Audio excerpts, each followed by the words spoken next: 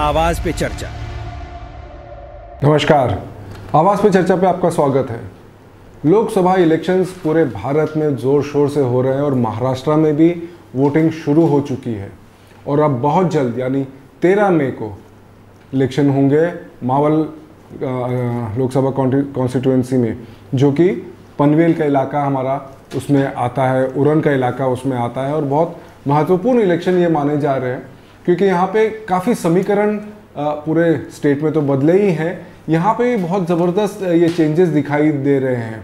यहाँ पे कंटेस्ट कर रहे हैं जो महायुति के कैंडिडेट है शिवसेना से श्रीरंग बरमे साहब, जो कि 2 टाइम ये इलेक्शन जीत चुके हैं, लेकिन इस बार बहुत अलग है। पिछली बार उन्होंने हराया था पार्थ पवार को, जो कि अजित पवार साहब के बेटे हैं, और बहुत बड़े मार्जिन से 2 लाख के ऊपर के मार्जिन से हराया था। इस बार वही अजित पवार उनको सपोर्ट कर रहे हैं और उनके सामने जो है वाघेरे साहब, संजोग वाघेरे साहब है, जो कि यहाँ पर पहली बार कंटेस्ट कर रहे हैं और इनके साथ शिवसेना यूबीटी से हैं, वो उद्धव बाला साहब ठाकरे की पार्टी से, और इनको इस बार सपोर्ट कर रहे हैं एनसीपी, कांग्रेस, शेखा पक्ष, ये सब मिलकर। क्या समीकरण है, क्या इश्यूज है, क्या बारने साहब से लोग खुश हैं उनके काम से, क्या फिर थर्ड हैट्रिक होगी उनकी, या कोई अपसेट यहाँ पॉसिबल है, ये आज हम डिस्कस करेंगे। और जो मावल कॉन्स्टिट्यूएंसी के जो नेता हैं, जो पनवेल उरण के नेता हैं, उन्हें आज हमने आमंत्रित किया है ये जानकारी लेने के लिए। मैं आपको पहले इंट्रोड्यूस करा दूं, मेरे साथ बैठे हैं विक्रांत पाटिल साहब, जो कि जनरल सेक्रेटरी है महाराष्ट्र बीजेपी के। बहुत बहुत स्वागत पाटिल साहब। हमारे साथ लेफ्ट में है प्रशांत पाटिल साहब, जो कि एनसीपी के जनरल सेक्रेटरी हैं महाराष्ट्र के और रायगढ़ के लिए प्रभारी भी नियुक्त किए गए हैं। बहुत बहुत स्वागत पाटिल साहब आपका। और रामदास शिवाले साहब शिवसेना से, जो एकनाथ शिंदे ग्रुप से हैं, शिवाले साहब जो पनवेल डिस्ट्रिक्ट के प्रमुख भी हैं। बहुत बहुत स्वागत सर आपका। पाटिल साहब, सबसे पहले आपसे ही शुरुआत करते हैं कि जिस तरह से मैंने कहा कि बहुत समीकरण बदल गए हैं, आपने पिछली बार भी सपोर्ट किया था बारने साहब को, शिवसेना के कैंडिडेट थे, लेकिन इस बार परिस्थिति बदल गई है, किस तरह से देखते हैं? परिस्थिति मावल लोकसभा में बहुत ही अच्छी है और पूरे महाराष्ट्र में जो वातावरण है, इस चुनाव को जनता जिस नजरिए से देख रही है, ये नजरिया ऐसा है कि एक तरफ देश को अलग ऊंचाई पे लेके जाने वाले युग पुरुष, कर्तृत्ववान नेतृत्व, जिन्होंने भारत देश को पूरे विश्व में अलग सम्मान प्राप्त कर दिया, ऐसे नरेंद्र जी मोदी, और दूसरी तरफ खुद की जगह अभी भी राजनीति में जो बना नहीं पाए, ऐसे राहुल जी गांधी।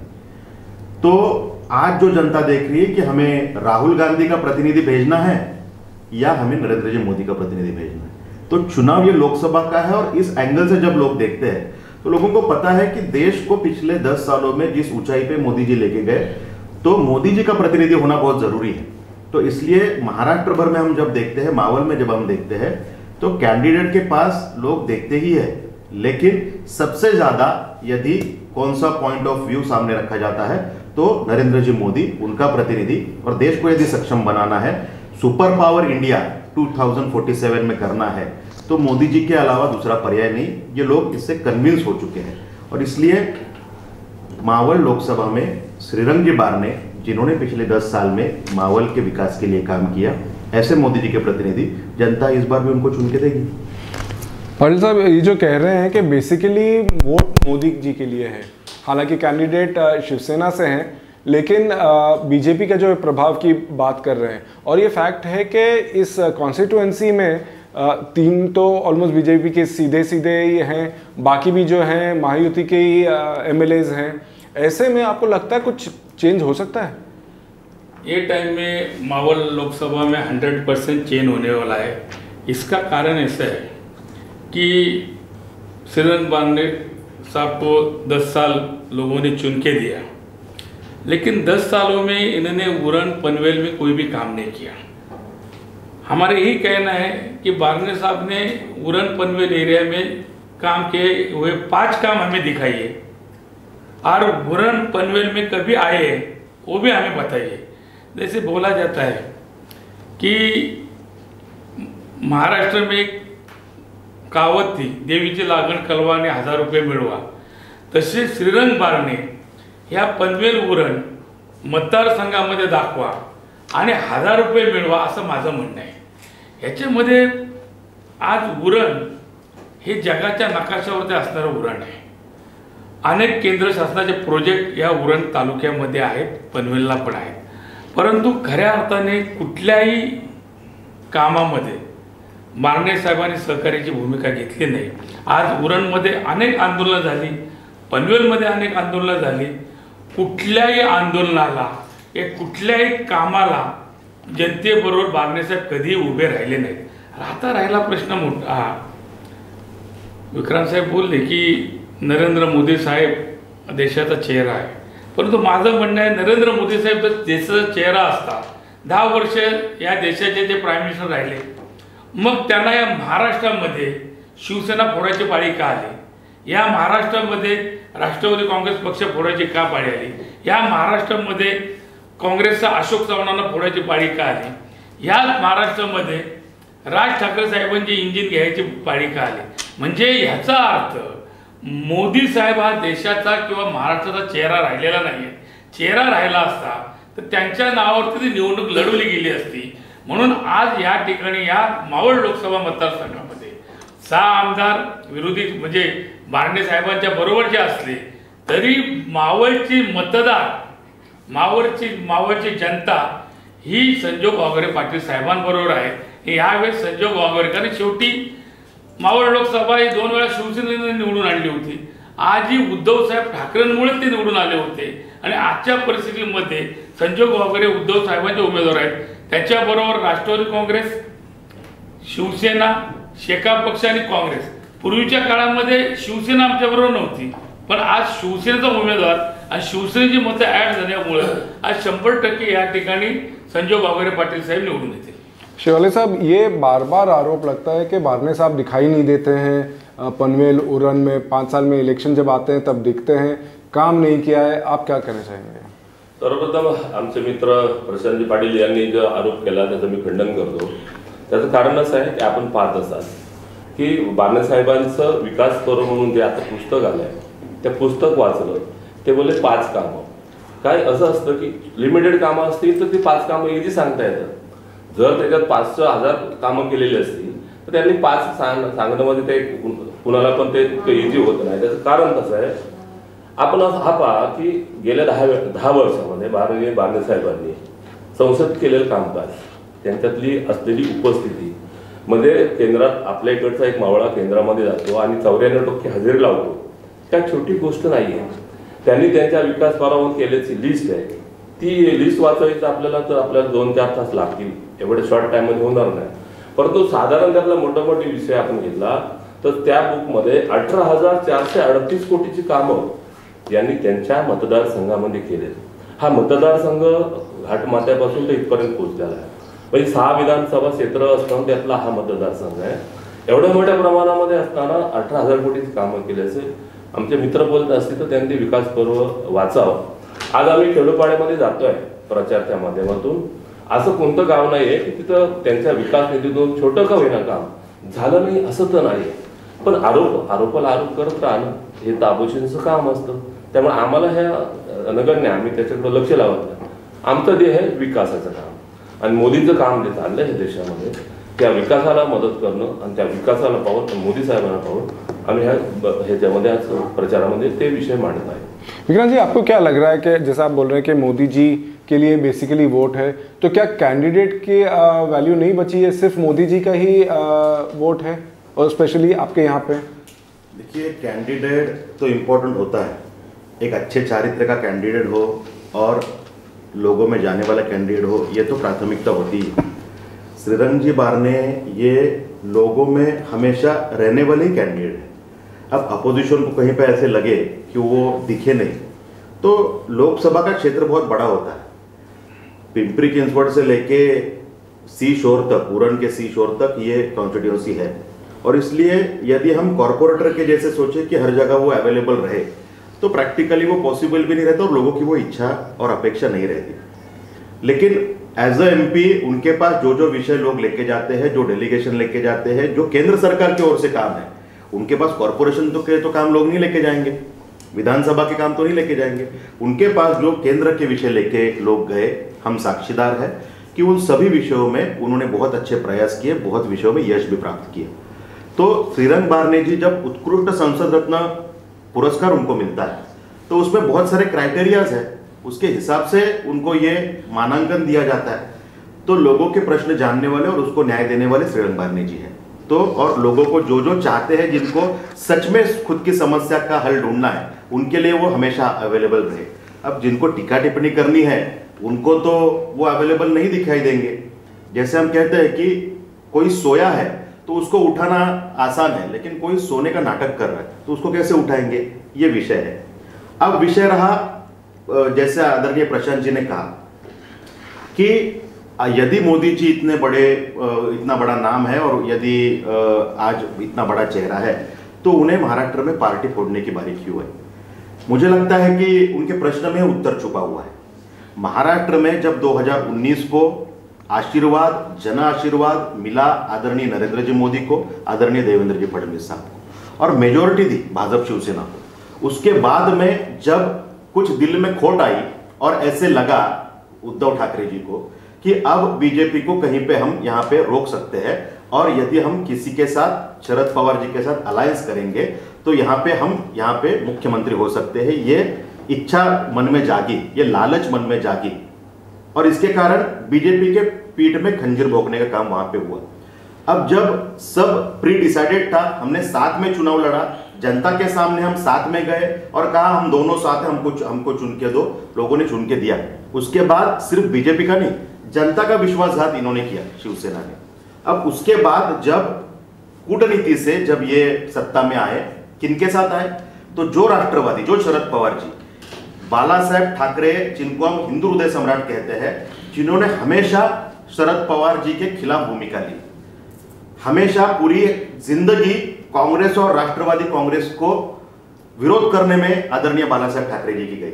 और उन्होंने खुद कहा था कि जिस दिन मेरे पार्टी की कांग्रेस होगी, मुझे कांग्रेस के साथ जाना पड़ेगा, उस दिन मैं मेरा ये दुकान बंद कर दूंगा, ये आदरणीय बाला साहब जी ने कहा। लेकिन उनके सुपुत्र, जो उनके संपत्ति का वारसा उन्हें चाहिए, लेकिन उनके विचारों का वारसा वो रख नहीं पाए, और वो विचारों का वारसा एकनाथ शिंदे जी के पास था। उन्होंने कहा कि हिंदुत्व हमारे लिए इंपॉर्टेंट है और हिंदुत्व के विषय में यदि उद्धव ठाकरे जी ऐसी भूमिका लेंगे कि कांग्रेस वीर सावरकर का अपमान करे, लेकिन उद्धव ठाकरे जी कुछ नहीं कहेंगे। अनेक विषय हिंदुत्व के ऐसे आए कि जिसमें उद्धव ठाकरे जी मुंह बंद करके बैठे। जो हिंदू हृदय सम्राट बाला साहेब ठाकरे, उनका नाम शिवसेना के लोगों ने कहीं कहीं पे जनाब बाला साहेब ठाकरे ऐसे उनका उल्लेख किया, छप के आया, लेकिन उसमें उद्धव ठाकरे जी कुछ नहीं उन्होंने कहा। जो शिवसेना हमेशा हिंदुत्व का पुरस्कार करती थी, उन्हें आजान की स्पर्धा लेनी पड़ी, आजान की कंपटीशन लेनी पड़ी। इससे बड़ा दुर्दैव शिवसेना का क्या होगा? और ये सब विषय जब देखे तो एकनाथ शिंदे जी को ये विषय समझ में आया कि हिंदुत्व बेचने के लिए उद्धव ठाकरे जी अभी पूरा कर ले रहे। संजय राउत जैसे बगल बच्चे उनके आजू बाजू में हैं और ये शिवसेना का विनाश करेंगे, बाला साहेब ठाकरे जी के विचारों का विनाश करेंगे। मुझे इसमें से बाहर निकलना होगा, और इसलिए वो मर्द मराठा बाहर निकला। और उसके जो पूरे साथीदार थे, जो बाला साहेब ठाकरे जी के फॉलोअर थे, जो बाला साहेब ठाकरे जी के फॉलोअर है, उद्धव ठाकरे जी के फॉलोअर नहीं हो सकते, क्योंकि शेर और पेपर टाइगर इसमें फर्क है। उद्धव ठाकरे जी पेपर टाइगर है, देवेंद्र जी ने कहा है। तो इस तरीके से वो बाहर आए। तो इसको घर फोड़ना या पार्टी फोड़ना नहीं कहते, शुरुआत उद्धव ठाकरे जी ने की। जो शरद पवार साहब आदरणीय व्यक्तिमत्व है, लेकिन उनकी जिंदगी का इतिहास क्या रहा है? घर फोड़ने का इतिहास उनका रहा है। दो गुटों में, एक गांव में दो परिवार, उसका झगड़ा लगाओ, एक बड़ा परिवार उसको फोड़ो, यही राजनीति उन्होंने की। अब उनका घर फूटा तो दुख हो रहा है। तो हमें यह समझना चाहिए कि हम यदि गद्दारी की शुरुआत करेंगे तो राजनीति में हमें गद्दारी का जवाब उसी तरीके से देना पड़ता है, क्योंकि राजनीति में यदि हमको सत्ता चाहिए, और सत्ता क्यों चाहिए? सामान्य व्यक्ति का विकास करना है, इसलिए सत्ता चाहिए। तो ये सत्ता प्राप्त करनी है तो राजनीति में जिंदा रहना पड़ता है। सामने वाले यदि कुछ भी करे, हमारे पार्टी के साथ गद्दारी करे, लोगों के जनाशीर्वाद के साथ गद्दारी करे, तो उस समय ये भूमिका लेनी पड़ती है। और इसीलिए राष्ट्रवादी का अजित पवार जी साथ में है, एकनाथ शिंदे के साथ में। और अजित पवार जी क्यों साथ में है?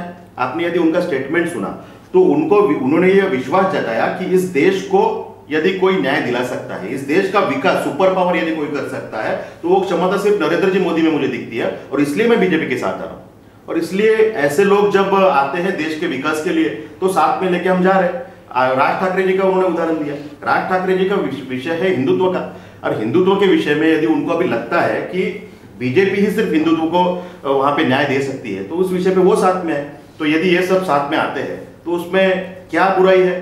जब सामने वाले लोग लालच के लिए, खुद के स्वार्थ के लिए एक साथ आते हैं तो हम देश के विकास के लिए और देश के हित के लिए तो एक साथ आ ही सकते हैं। शेवाली साहब, आपकी तरफ से भी आपकी पार्टी के स्प्लिट के बहुत अच्छा एक्सप्लेनेशन विक्रांत जी ने दे दिया है।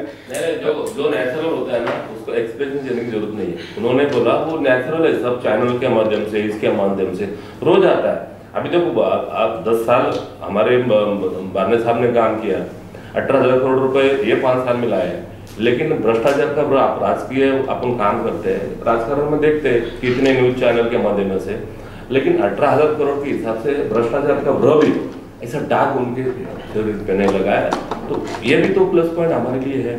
तो हमको आने वाले इलेक्शन में यही सारे मुद्दे लेके हम लोग जा रहे हैं कि ये देश कौन सा तरफ जा रहा है, देश की उन्नति क्या तरफ से हो रही है, ये सारे मुद्दे भी मायने रहते हैं।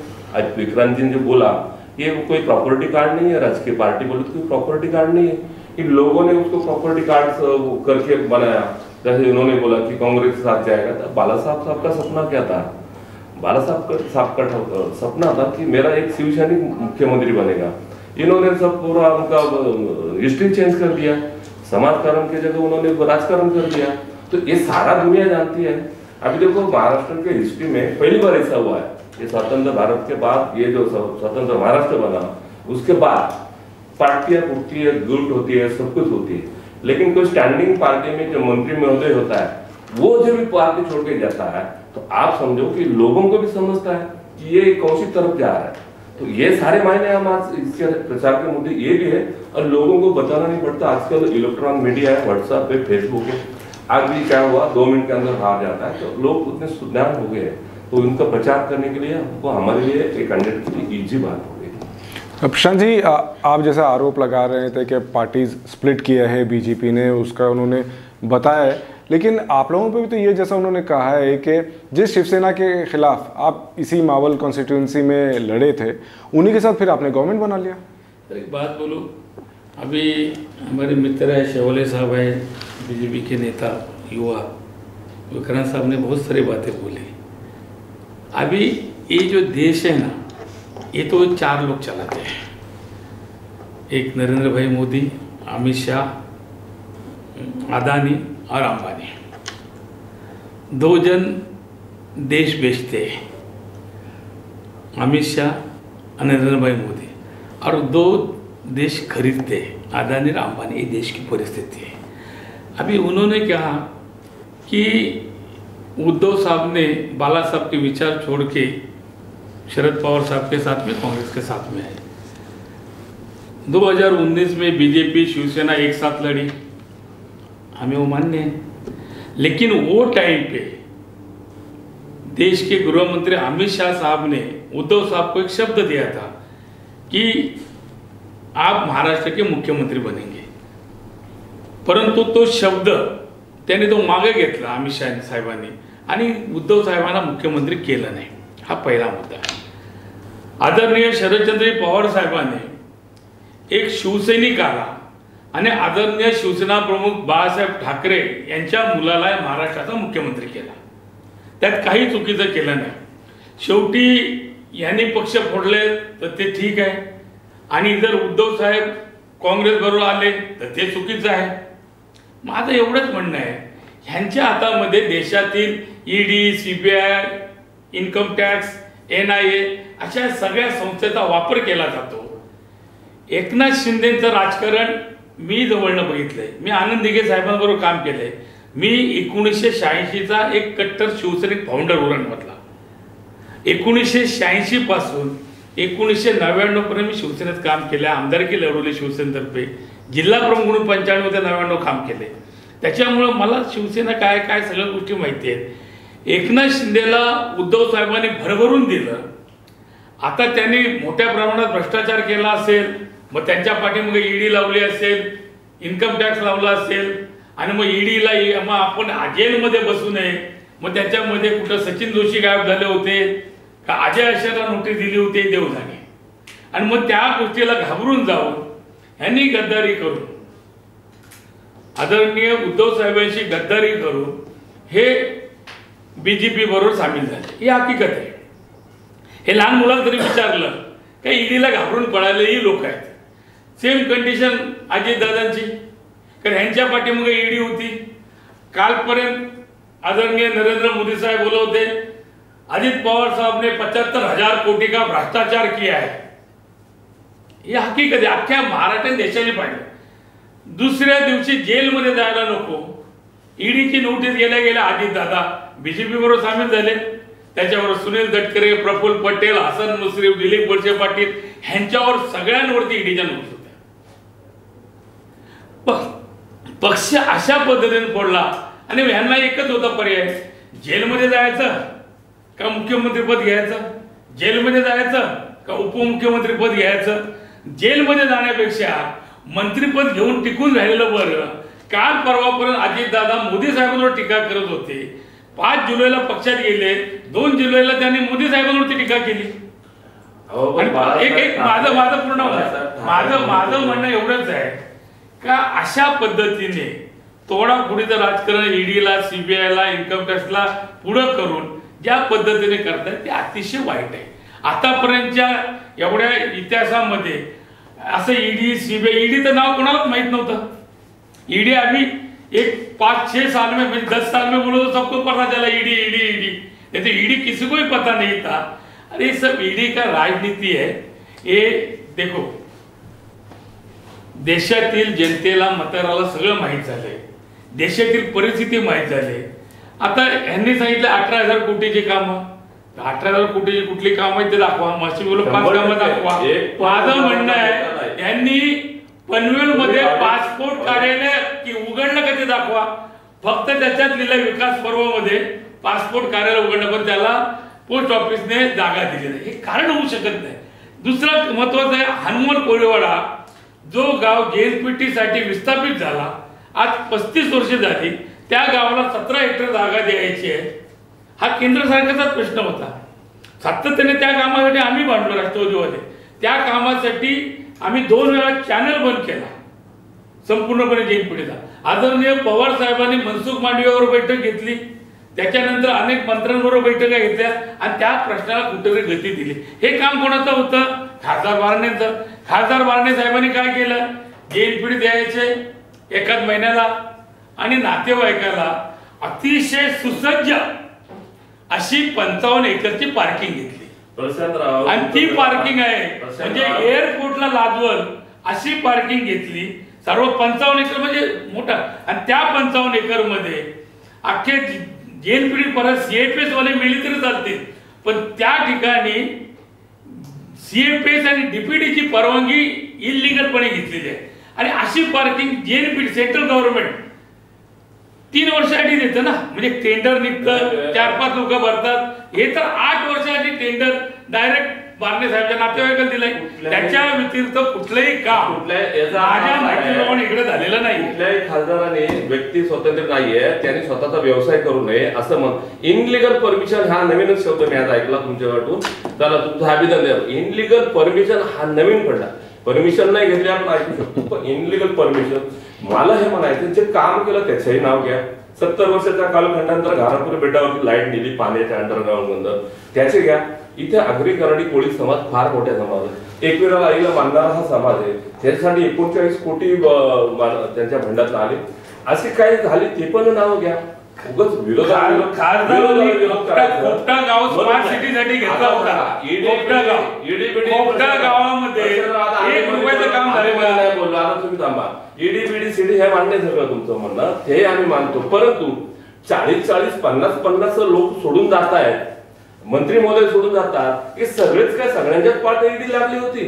पण तुम्ही भारतीय जनता पार्टी शिवसेनेच्या मोदी साहेबांचा फोटो लावून ज्या वेळेला मतं घेतली आणि स्वतःच्या स्वार्थासाठी मुख्यमंत्री बनायचं ती सुरुवात केली नसती तर ह्या गोष्टी झाल्या नसत्या. बरं तुम्हाला सत्ता दिली 2.5 वर्ष, 2.5 वर्षामध्ये तुमच्या 2.5 किलोमीटरला मंत्रालय आहे, तुमचे मुख्यमंत्री जाऊन बसले नाही त्या मंत्रालयामध्ये 2.5 किलोमीटरला, हे पण तुम्ही कबूल करा ना.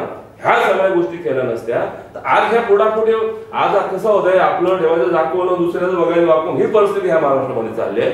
आपण तो विचार केला पाहिजे होता. जर संधी घेतली, चला मोदीच्या नावामध्ये घेतली की सत्तेत गेला. बाळासाहेबांचं स्वप्न नव्हतं की माझा मुलगा मुख्यमंत्री व्हावा, त्यांचं स्वप्न होतं एक सर्वसामान्य शिवसैनिक मुख्यमंत्री झाला पाहिजे, हे त्यांची भावना होती. आमच्या मित्रांनी सांगितलं की काँग्रेसवर गेलं तर दुकान बंद करेल. हे सगळे विषय गेले कुठे म्हणून. बरं, हे विषय जाऊन सुद्धा तुम्ही राज्याचे मुख्यमंत्री बनला, तर तुम्ही तुमच्या मुलांना परत मंत्रिपदाचे मंत्री बनवलं तरी सगळं मान्य आहे. हे केल्यानंतर सुद्धा तुम्हाला मिळाली होती संधी. 2.5 वर्षामध्ये बाजूच्या 2.5 किलोमीटरच्या अंतरावरती जे मंत्रालय आहे तिथं जाऊ शकलो नाही. शिवाला साहब, थोड़ा आपने कॉन्स्टिट्यूएंसी पे काय योग्य वाटत नाही मला वाटतं. ठीक है, उगाच विरोधाला विरोध करायचा म्हणून ईडीशी बोलताय. कॉन्स्टिट्यूएंसी पे आएंगे शिवाले साहब, तो इनका कहना है कि बारने साहब ने काम नहीं बिल्कुल, इसलिए मैंने आपको दिया मौका. कॉन्स्टिट्यूएंसी पे आएंगे तो जैसे ये इनका कहना है कि कोई काम नहीं किया, आपने कहा कि 18,000 का काम किया. मैं ये जानना चाहता हूँ जो हमारे यहाँ के जो इश्यूज है, प्रकल्पग्रस्तों के इश्यूज है, JNPT से रिलेटेड जो इश्यूज है वो आज तक सॉल्व नहीं हुए और ये सेंट्रल गवर्नमेंट की तरफ से भी सोल्यूशन हो सकते थे, जो कि एक MP का काम है, वो क्यों नहीं हुआ है. दीबा पाटिल साहब का जो एयरपोर्ट का नाम है, बार बार एश्योरेंसेस मिल रहे हैं लेकिन अभी तक नहीं हुआ है, इसके बारे में क्या. अरे साहब, आप बोल रहे हो सही है, लेकिन जब भी उसका अभी कल हमारे DCM साहब देवेंद्र फडणवीस आए थे तो जाहिर वक्तव्य करते कोई आदमी, उन्होंने कहा कि होगा, लेकिन PM साहब आए थे तो उन्होंने एक वर्ड शब्द नहीं कहा था इसके बारे में. टेक्निकल अभी उसमें भी आता है, टेक्निकल मुद्दे रहते हैं ना. आप अभी हम अपने मुखारित तो बोला है, आपको कुछ तो नोटिंग मीटिंग टेक्निकल मुद्दे तो करना पड़ेंगे ना. आप बोले अभी एयरपोर्ट चालू होने का है, उड़ान करने का है, उस टाइम का बात है. फिर भी एक बार ईश्वर दिया कि दीबा पाटिल नाम दिया जाएगा तो उसकी भी कोई प्रोसीडिंग है ना, वो करते तो मतलब हो ही जाएगी ना. लेकिन आज के आज ऐसा तो कोई कायदा होता नहीं कि आज का आखिर ये सेंट्रल का मामला है, ये सारे देश का मामला है, सब जगह का इंटरनेशनल लेवल पे उसका वैल्यू है, उसका वो हिसाब से नाम भी होना चाहिए. उनको भी सोचने के लिए टाइम चाहिए ना. लेकिन हाँ नहीं बोला उन्होंने तो ना ही तो नहीं बोला. अभी DCM आते हैं, CM आते हैं, सब 2-2, 4-4 बार बोलते हैं कि दीबा पाटिल का नाम दिया जाएगा. तो जब उड़ान हो जाते भी देगा तो शादी से पहले बच्चे चाहिए, शादी के बाद ही होएगा ना. ये गलत बात होती है ना. JNPT प्रकल्पग्रस्तों का जो इशू है अभी तक सॉल्व नहीं हुआ है. अभी देखो JNPT का आप बात कर रहे हैं, आप आज के डेट में JNPT में जाएंगे, आप उनको जो इंफ्रा डेवलपमेंट हुआ है आप जाके देखो. अभी प्रशांत जी भी इधर रहते, हम भी रहते, फिर भी हम वो रास्ते से जाते हैं तो हमको अभी 10 बार सोचना पड़ता है कि कहाँ से टर्न मारूं. इतने बड़े रास्ते बड़े पैमाने में किया है, अभी इतनी बड़ी डेवलपमेंट है, टाइम तो जाएगा ना. सारे इतना एयरपोर्ट का आखिर में सब डेवलपमेंट करने के लिए पैसा भी चाहिए ना, पैसा ही लगता है. और हर एक ही स्टेट नहीं है केंद्र में, ऐसे कितना स्टेट है, सब स्टेट का विकास करना है. आप इधर बोल रहे हैं, आप उधर जम्मू कश्मीर जाके देखो. 370 का बात मैं नहीं कर रहा हूँ, तभी पुराना हो गया. ऐसे 370 वाले और कई मुद्दे आने वाले.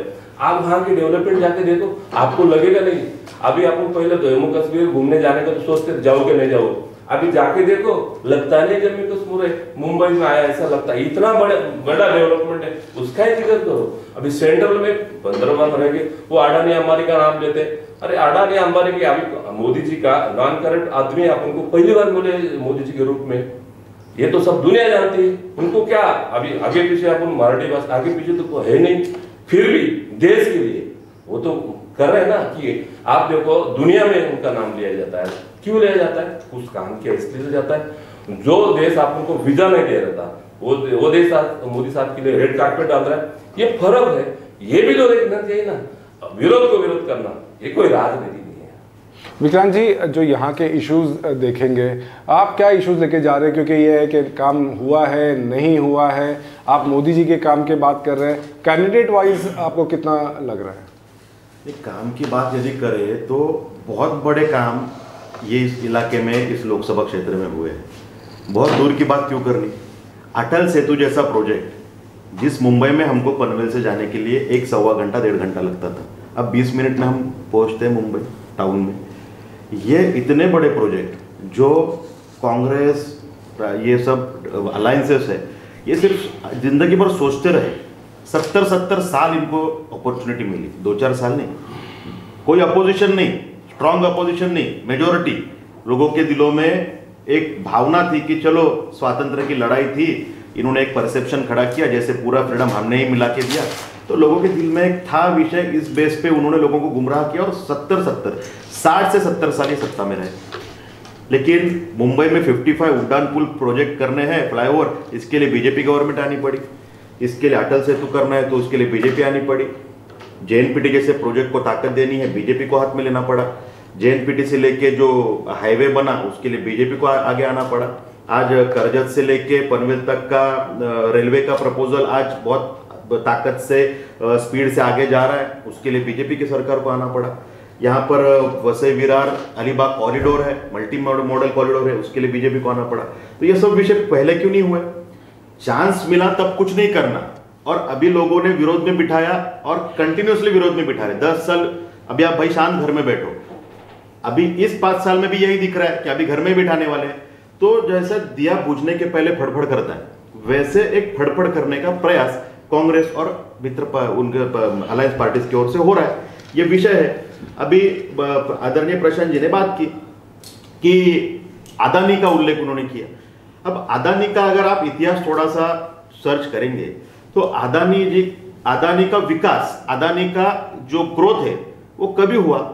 शरद पवार साहब जब उनके राजनीति के पीक पे थे ना, तब अदानी को लिफ्ट करने का काम शरद पवार साहब ने किया। आप पूरे रेफरेंसेस निकाल के देखिए।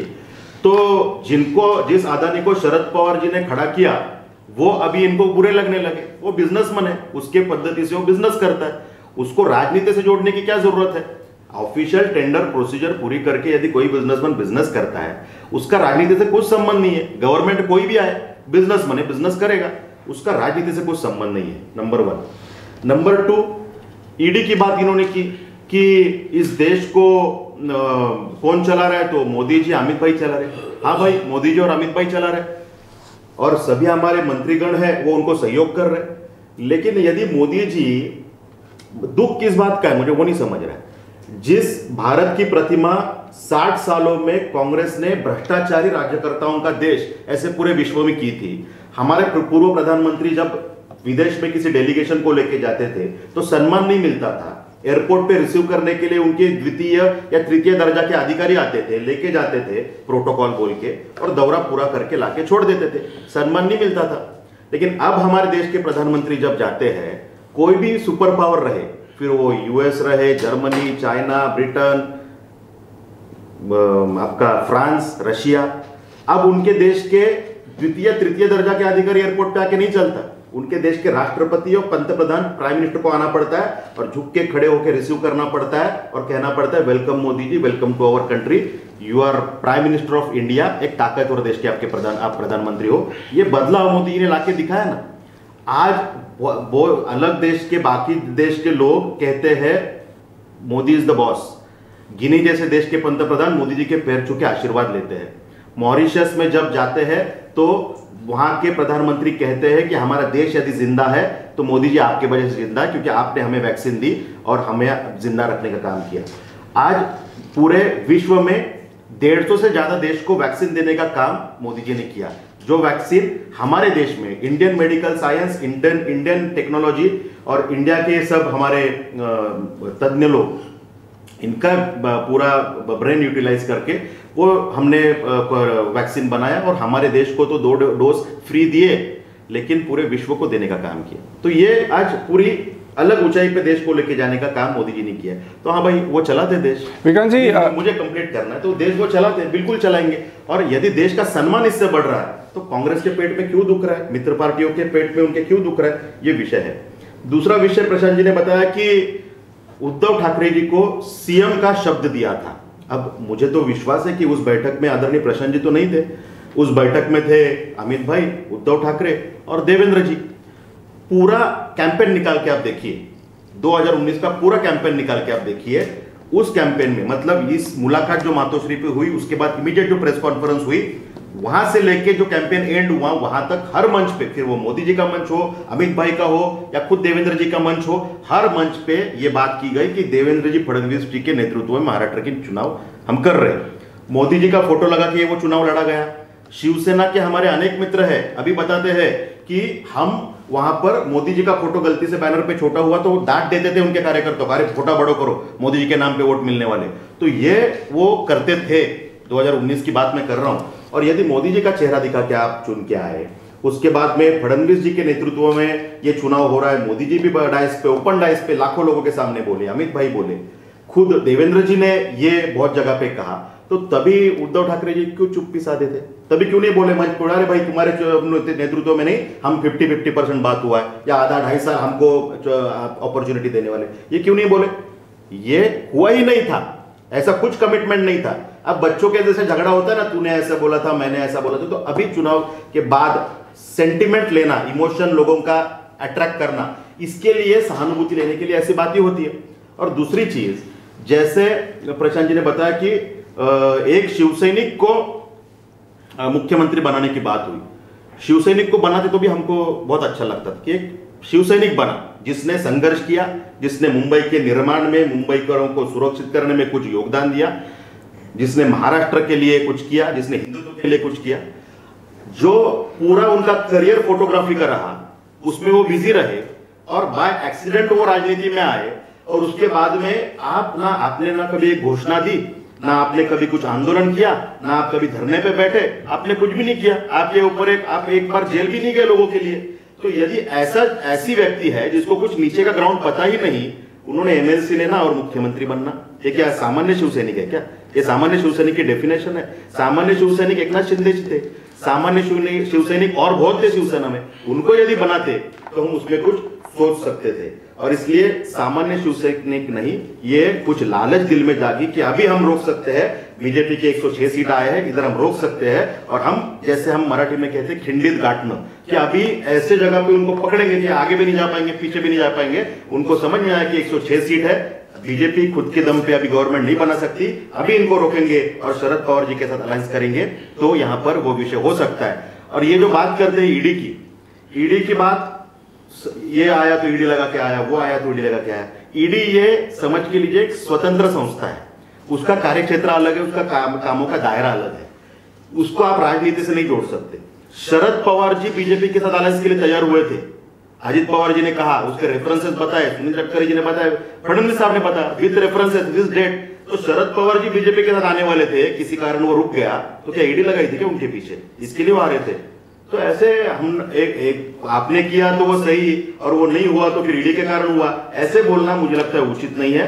देश का विकास मोदी जी कर सकते हैं, ये लोगों के दिल में अभी पक्का है और लोगों के मन में विश्वास है। आप लोगों को कुछ भी पूछो, ये लोग गुमराह करने का प्रयास करते, वो 2 मिनट के लोग सुनते, लेकिन सुनने के बाद वो पूछे ना वोट किसको देंगे? नहीं, देश में भाई मोदी, ये लोगों ने तय किया है। विक्रांत जी, वेरी ब्रीफली मैं आ रहा हूँ, वेरी ब्रीफली आप जैसे बता रहे हैं कि मैं फिर से मावल पे आ रहा हूँ कि यहाँ पे 3 तो आपके खुद के हैं, बाकी लोग भी आप ही के उसके हैं, और फडणवीस जी भी जो आए थे तो उन्होंने कहा था कि भाई पनवेल और ये रीजन में रिकॉर्ड मार्जिन मिलेगा क्योंकि प्रशांत ठाकुर है, रामसेठ ठाकुर है, इनकी वजह से सब।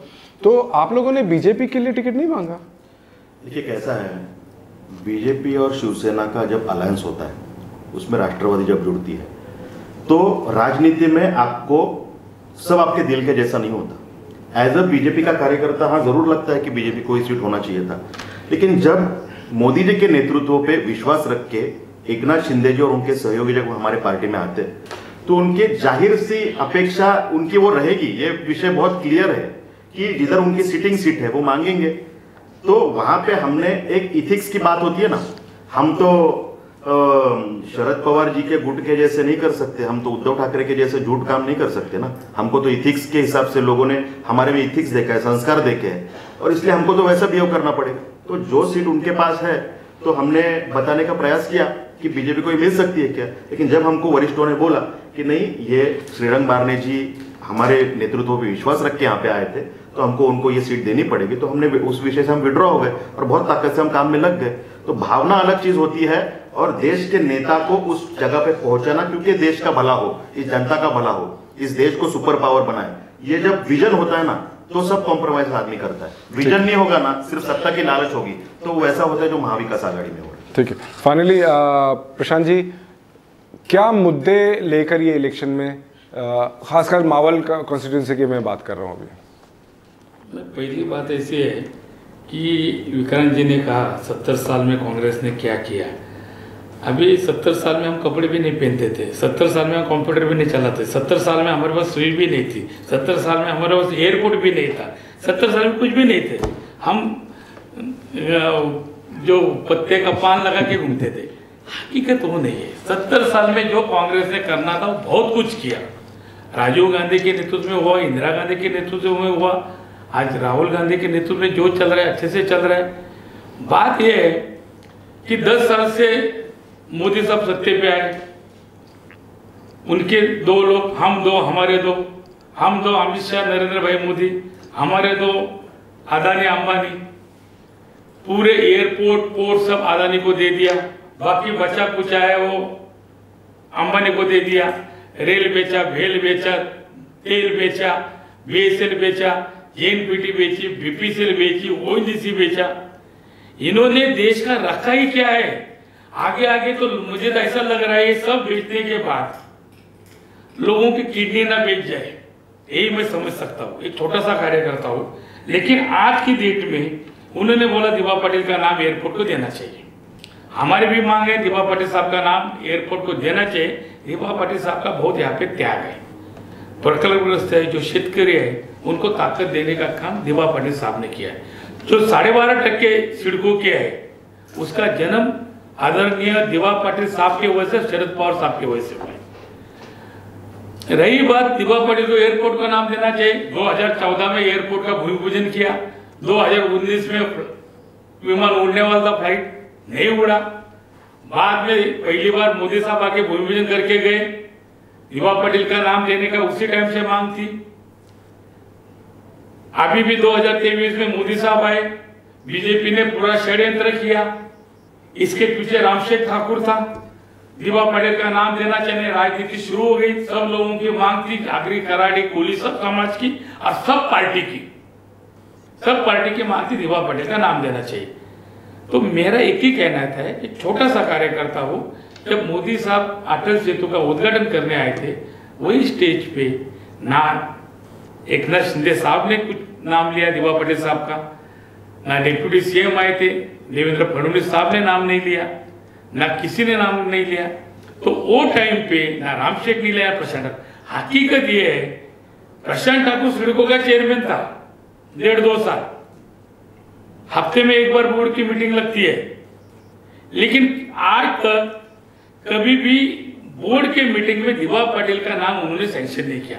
पूरी 46 संगठन है, 46 ये मैं नहीं करा हूं, जो आपकी संघर्ष समिति के अध्यक्ष है उन्होंने कहा था कि सबकी मांग थी कि दिवा पाटिल साहब का नाम देना चाहिए, सबने लेटरबाजी की थी। प्रशांत ठाकुर आमदार होने के बावजूद भी उन्होंने कभी मीटिंग में बोर्ड में सब्जेक्ट लिया ही नहीं, लेकिन उसके बाद ये सब्जेक्ट आया, षड्यंत्र शुरू हुआ, राजनीति शुरू हुई, लेकिन सब लोगों की मांग है दिवा पाटिल का नाम देना चाहिए। आज तक मोदी साहब ने वो टाइम पे बोलते कुछ बोलते तो वहां दिवा पाटिल का नाम हम देने वाले लोग खुश हो जाते, वहां पे किसी ने दिवा पाटिल साहब का नाम नहीं लिया। ये हकीकत है, ये हमारा प्रकल्प का दुर्दैव है। रही बात यहाँ पे बाळासाहेब ठाकरे का लड़का उद्धव ठाकरे राजनीति में आए, मैं जानता हूं ना, उद्धव साहब राजनीति शुरू से कर रहे थे। वो स्टार्टिंग उन्होंने 91-92 से किया। मैं 94 में पहला शिवसेना का जिला प्रमुख था, तो उद्धव साहब ही पूरा शिवसेना संगठन चला रहे थे। ये हकीकत है, तो उसका आई विटनेस मैं हूँ। रही बात अमित शाह का कौन सा लड़का जय शाह, कौन सा उसमें योगदान है जो उसको बीसीसीआई का प्रेसिडेंट बनाया, उसको क्रिकेट में कितने स्टंप रहते हैं, कितने बॉल रहते हैं, क्या रहते हैं वो भी पता है क्या? लेकिन अमित भाई का लड़का है, इसके लिए बीसीसीआई का प्रेसिडेंट बना।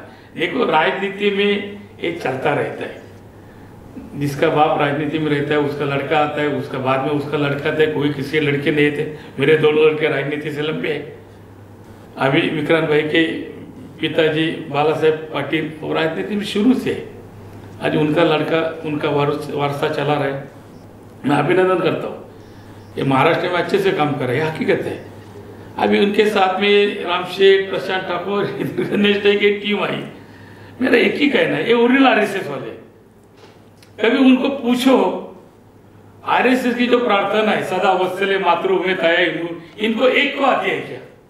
आज बीजेपी वो चलाने वाले ओरिजिनल बीजेपी वाले बाला साहेब पाटिल और उनके लड़के लोग हैं। बहुत सारी बातें यहाँ पे है, यहाँ के मुद्दे पे आएंगे पाटिल। मेरा एक ही कहना है, अभी मावल लोकसभा का चुनाव है, संजय वागरे पाटिल यहाँ पे खड़े हैं, ये शिवसेना के कैंडिडेट रहेंगे तो हमारे महाविकास आघाड़ी के है। मैंने पहले ही कहा वो टाइम पे शिवसेना बीजेपी अलग थी, आज अपोज में कांग्रेस, राष्ट्रवादी कांग्रेस शेका पक्ष था, आज शिवसेना इधर आ गई है, ऑटोमेटिकली शिवसेना के वोट बढ़ गए। और इसमें संजय वागरे ने पिंपरी चिंचवड में बहुत अच्छा काम किया। उनके घर में 6 टर्म नगर सेवक रहे, खुद महापौर थे, हमारे मुझे राष्ट्रवादी कांग्रेस पार्टी के वो प्रेसिडेंट भी थे वहां पे, उनके पिताजी से लेकर सरपंच थे, वहां से उन्होंने अच्छी तरह से वहां पे काम किया है। यहाँ पे भी पनवेल में शेका पक्ष की ताकत है, उरण में भी शेका पक्ष है, कांग्रेस है, राष्ट्रवादी, शिवसेना, सब पार्टी अभी एक है। तो हमारा एक ही कहना है, ये टाइम पे लोगों को मारने नहीं चाहिए, लोगों को नया उम्मीदवार चाहिए। और संजय वागरे पाटिल ये टाइम पे 2 लाख वोट से 100% चुन के आएगा। इसका कारण यह है जेएनपीटी में जो बात आपने बोला, जेएनपीटी के बहुत सारे बहुत प्रश्न है, समस्या है। जेएनपीटी है, डीपी वर्ल्ड है, पोर्ट कितने सुनो, JNPT, DP World, GTI, NSIGT, Singapore port, और इधर निखिल गांधी का कर्जा टर्मिनल, 6 पोर्ट है, 35 कस्टम नोटिफाइड कंटेनर सीएफएस है जो जेएनपीटी एरिया में है। आज तक उधर माथाड़ी है, प्रकरण से इनका कुछ काम नहीं हुआ है। रही बात प्रामुख्य में जो 12.5% है जेएनपीटी के, हम रोज झगड़ा करते हैं, आज 35 साल जेएनपीटी के लिए हम लड़ रहे हैं, ये 12.5% देना चाहिए। उसका मीटिंग हुआ, सैंक्शन हुआ, तब तत्कालीन जेके वासन, ये शिपिंग मिनिस्टर था कांग्रेस का, पवार साहब ने उधर मीटिंग में उसको मंजूरी दी, लेकिन उसका पाठ पूरा भारने साहब का काम था ना करना। आज 12.5% लोगों के हाथ में आज तक नहीं मिला है। द्रोणागिरी नोड में या सिडको के नोड में आज तक 12.5% नहीं 20% लोग 12.5% से आज भी द्रोणागिरी नोड में वंचित है। ये हकीकत है। मेरा एक ही कहना है, कोई भी जो खासदार बनता है उसका ग्रास रूट से काम करना चाहिए, लोगों को टाइम देना चाहिए, और लोगों के जो प्रश्न है वो प्रश्न वहां पे निकालना चाहिए। आता तुम्ही बोले 2 लाखानं, आपण 4 तारखेला 2 लाख 4 लाख ते आपल्याला कळेल। माझं असं म्हणणं होतं आपल्याला की उद्धव साहेबांनी राजनीतीत येऊ नये करू नये असं आमचं मत नव्हतं। बाळासाहेबांचे विचार असे होते की एक सर्वसामान्य शिवसैनिक हा मुख्यमंत्री झाला तर मला आनंद होईल, तेवढंच आम्ही आपल्याला सांगत होतो। फायनल में एक उद्देश आहे देशातील ही आजची जी खऱ्या अर्थाने निवडणूक आहे ना, ही हुकुमशाहीच्या विरोधात लोकशाहीची निवडणूक आहे, ही गद्दारीच्या विरोधात निष्ठावंताची निवडणूक आहे। या देशाचं राज्यघटना, या देशाचं संविधान वाचवण्याची निवडणूक आहे। कारण आज जर ह्याचे जो आकडा आहे 400 माझ्या मताने 200च्या वर जाणार नाही, परंतु चुकून 400च्या वर गेले तर परमपूज्य डॉक्टर बाबासाहेब आंबेडकरांनी लिहिलेली घटना, ही घटना बदलण्याचं काम या ठिकाणी भारत सरकार 100% करेल। हे आदरणीय केंद्रीय मंत्र्याच्या पण तोंडात आलं, परवा पंकजाताई मुंडेच्या तोंडात आलं, म्हणजे यांच्या मनामध्ये एकच आहे, ही देशाची घटना आहे ती बदलावाची, पण ह्या चुकीच्या पद्धतीने देशातील संरक्षण देण्याचं काम माननीय लोक कसं आहे, भाजपची आहे, खोटं बोला पण रेटून बोला। घटनेचं संरक्षण करण्याचं काम या राज्यातील माननीय मुख्यमंत्री एकनाथजी शिंदे साहेबांनी केलंय। त्याचं जिवंत उदाहरण आपलं पाहिलं असेल की येणाऱ्या 1.5-2 वर्षापूर्वी या घटनेचा बाबासाहेब आंबेडकर जी घटना लिहिली त्या घटनेच्या आधारावरच ते आज राज्याचं नेतृत्व करतात, हे आपण विसरता कामा नये। ठीक है, फाइनल कंक्लूडिंग रिमार्क्स। उसमें जो प्रशांत जी ने बताया कि ये चुनाव किस प्रकार का है, ये चुनाव देश के किन विषयों का है, ये बताने का प्रयास किया। मुझे आपको ये बताना है कि ये चुनाव 2014 के पूर्वी का पहले का भारत और 2014 के बाद का भारत, ये जो डिफरेंस है इसके ऊपर लड़ा जाने वाला चुनाव है। जब देश के प्रधानमंत्री पूरे वर्ल्ड में 76% पॉपुलैरिटी के साथ सामने आते हैं और पूरे विश्व में नंबर 1 पॉपुलैरिटी हमारे देश के प्रधानमंत्री को मिलती है। ये डिफरेंस है, ये बदलाव है। 2014 के बाद ये बदलाव हुआ है।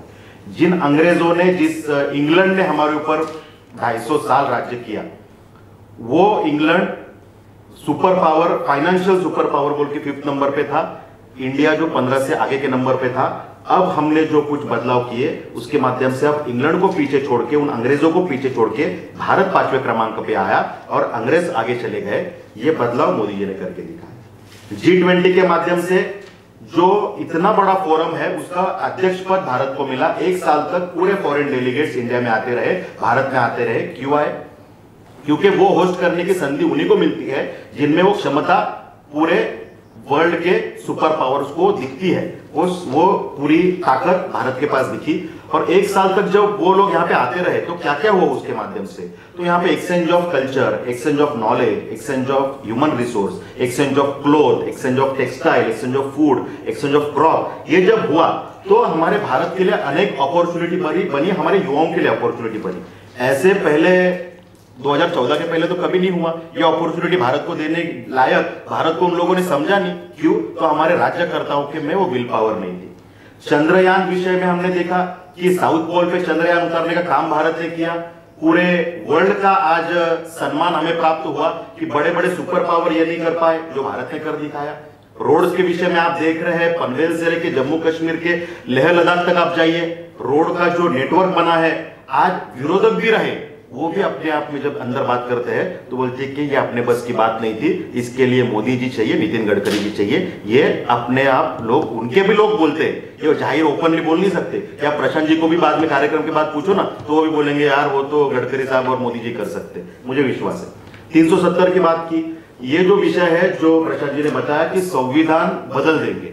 भाई संविधान कैसे बदलेंगे?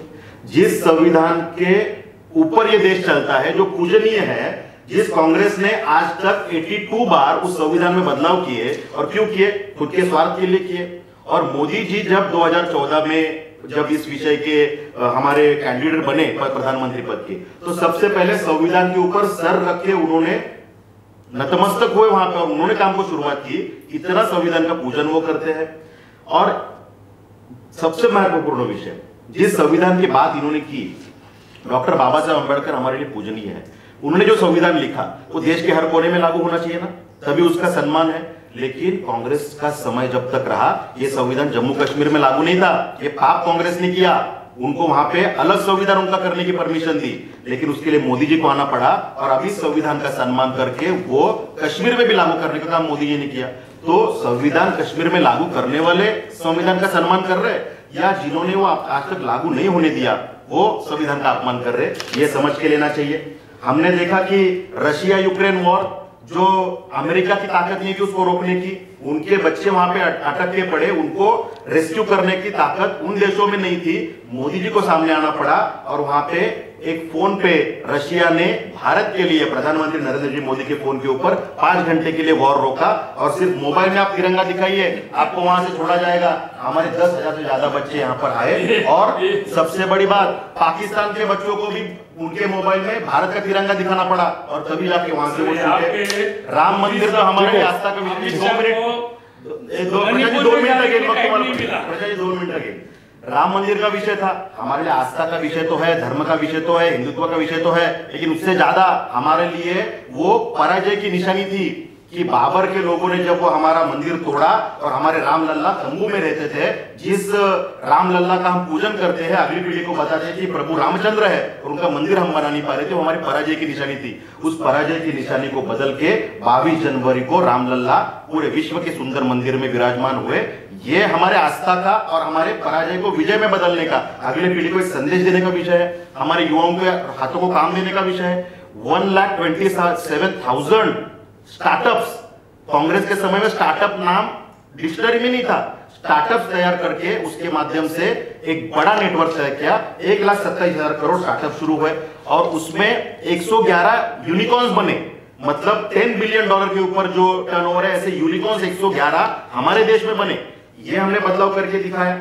आपने अगर बदलाव देखा रहेगा तो 2014 के पहले आप टीवी लगाते थे तो 70,000 करोड़ का कलमाड़ी का कॉमनवेल्थ घोटाला, चैनल बदलो 1,91,000 करोड़ का कोयला घोटाला, चैनल बदलो 1,61,000 करोड़ का कोल घोटाला। ये घोटाले हम देखते थे, बोफोर्स से लेके अनेक घोटाले हमने देखे। और ये घोटाला मतलब क्या है?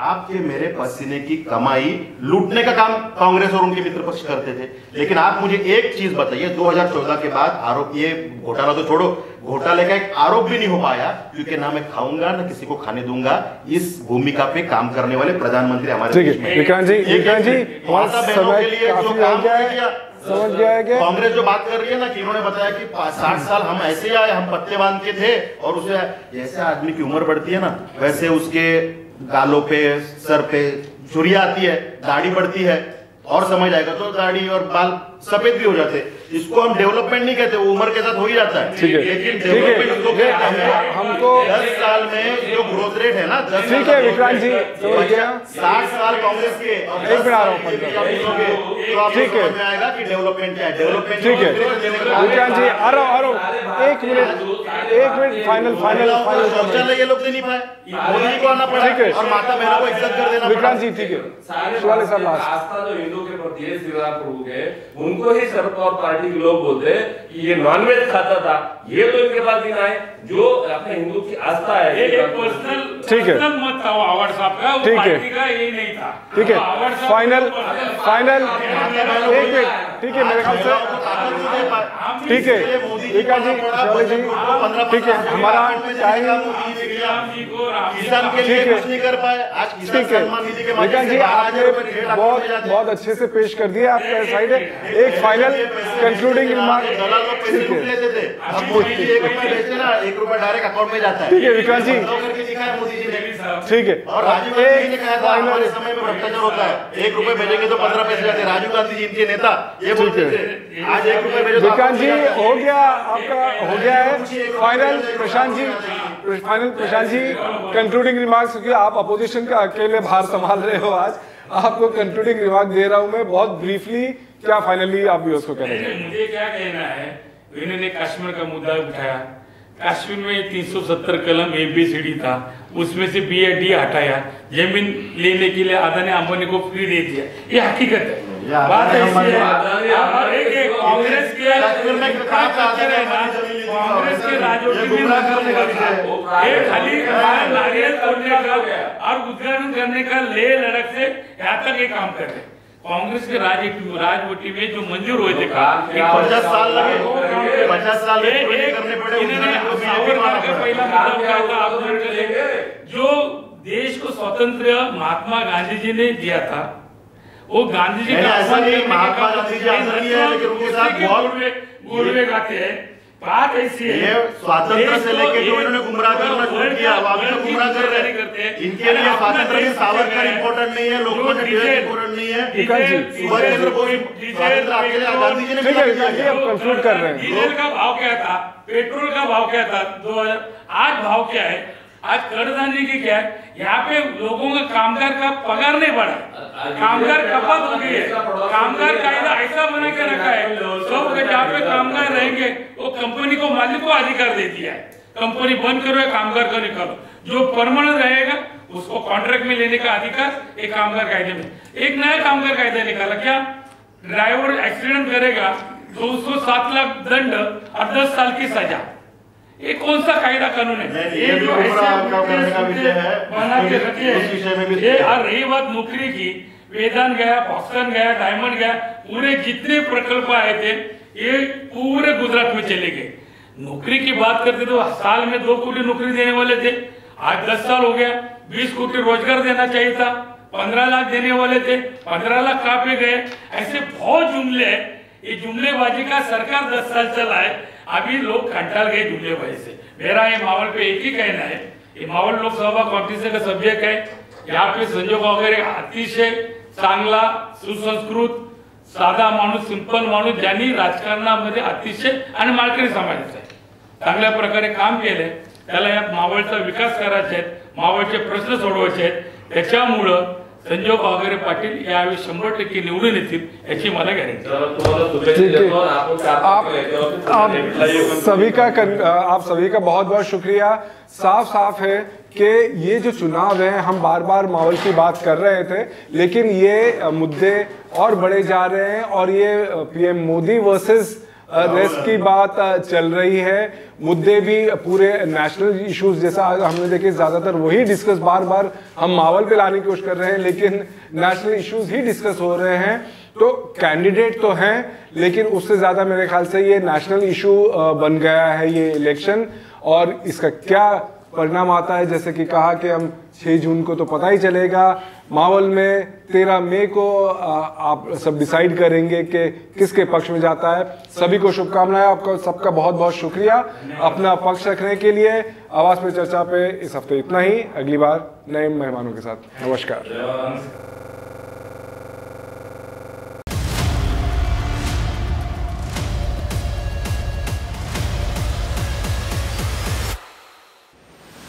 आवाज पे चर्चा।